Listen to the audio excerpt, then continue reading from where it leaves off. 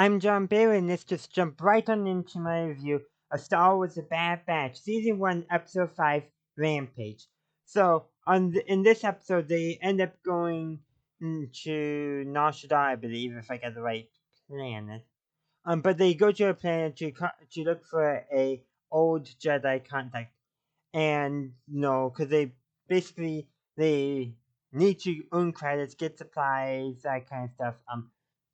And so, and they also need to be able to, start being able to lie low, so that requires all that kind of stuff. So they go and make contact, and they go to the place, and no, all the Bad Batch, yeah, they couldn't figure it out, but Omega, she figures out who the contact, who Sid is, a Trandoshan. So this is another look at the Trandoshans that we've seen. Probably the best known example is, of course, Bosk.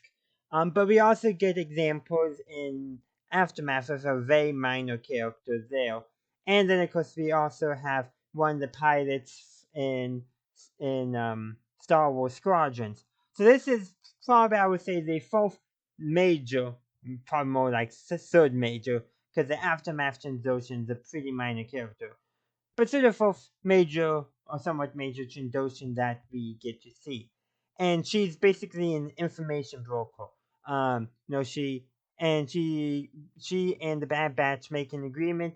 So the Bad Batch go on a mission in order to rescue what turns out to be a young Rancor, whose name all of a sudden slips my mind. But the person that Sid is basically acting as the broker for is Bib Fortuna, Jabba the Hutt's right hand man, his lieutenant.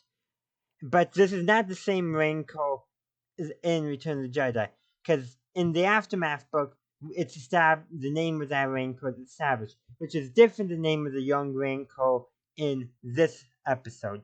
So, just something, because we become a little bit connected and endeared to this young Rancor in this episode.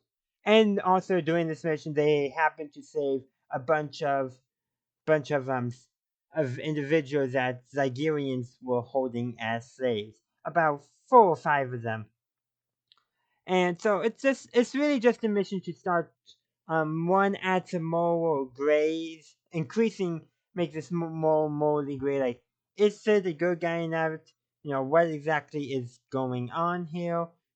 They're indirectly working for Jabba the Hutt in this episode, but they're still doing good things like rescuing those slaves. So they're entering this world of unknown, but they're starting to take on jobs of mercenaries. It's a very unique situation, and they're trying to figure out their place in the galaxy because all they've known is the military. And for Omega, all she's known is Camino. But you can tell Omega is much more observant in some areas. Like, she was the one who figured out who Sid was. The rest of the Bad Batch, they all spoke to her and didn't realize who they were speaking to. But Omega did. She just asked, "You're Sid, aren't you?" Not, "Do you know who Sid is?" That kind of stuff. Which is kind of what the Bad Batch was asking. But she directly asked Sid, "You're Sid, aren't you?" So first a statement, then a question of, "Please confirm my statement." Not asking a question in a sense. Which I think is interesting. There's been a lot of speculation on whether or not Omega might be force sensitive. And did in that. I think there's a chance she might be force sensitive, but I firmly think she was never intended to be force sensitive. That is what I'm. This is all we don't know about Omega, and actually, when I discuss episode 6, I have some more thoughts I would like to give. So we're going to save the rest of the Omega speculation for that review. So that is where I'm going to end this review. But please let me know in the comment section down below. What did you think of this episode? I would love to hear from you. Thank you for watching my latest video. If you enjoyed it, please be sure to upvote and consider following the channel to stay up to date on my latest videos. And if you'd like to help support the channel, please consider subscribing at whichever tier you choose, though each tier does have its own unique benefits. Also, feel free to check me out on social media. Links are below. And as always, have a good day, a good night, wherever you are. May the force be with you always.